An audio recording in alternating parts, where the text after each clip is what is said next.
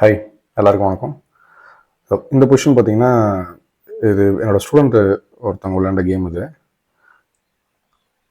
இது almost equal position தான். பிளாக்குக்கும் ஒயிட்டுக்கும் யாருக்கும் ஒரு பெரிய அட்வான்டேஜ்னு சொல்லிட முடியாது. இங்கே ஆனால் கிங்குக்கு செக் இப்போ பிளாக் பண்ணியிருக்காங்க பிஷப் வச்சு. இப்போ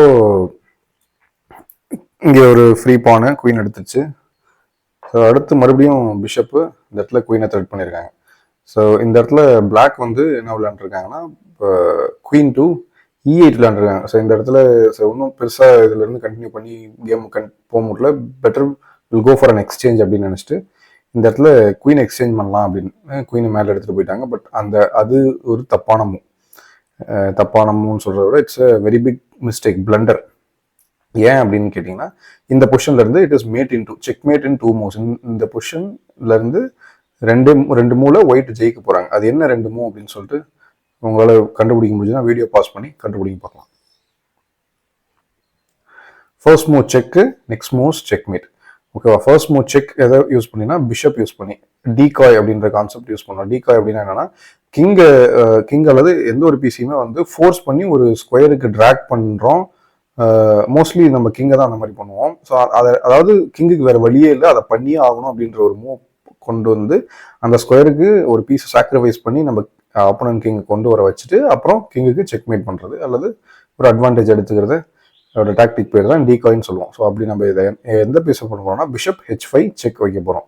ஏன் அப்படின்னு பார்த்தீங்கன்னா, ஃபர்ஸ்ட் கிங் இங்கேருந்து எங்கெங்கெல்லாம் போகும்னு பாருங்க. Almost king is corner. கிங்கை சுற்றி இருக்க எல்லா ஸ்கொயருமே நம்ம பீசஸை ட்ராப் பண்ணுறது. 2 பிஷப்பும் குயினும் சேர்ந்து கிங்கை ஆல்மோஸ்ட் அந்த ஒரு ஸ்கொயரில் கார்னர் பண்ணிடுச்சு. கிங் அங்கேருந்து எங்கேயுமே போக முடியாது.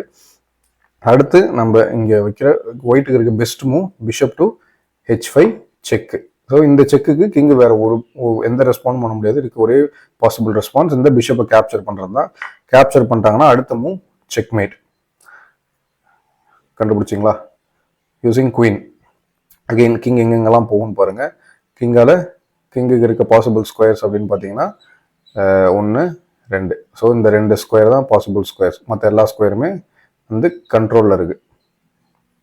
ஸோ இப்போ கிங் இருக்க ஸ்கொயரும் கிங் சேஃப். ஸோ இந்த 3 ஸ்கொயரையுமே சேர்த்து எந்த ஒரு ஒயிட் பீஸ் கண்ட்ரோல் பண்ணுவோம்னு பாருங்க. Of course queen to G4 checkmate.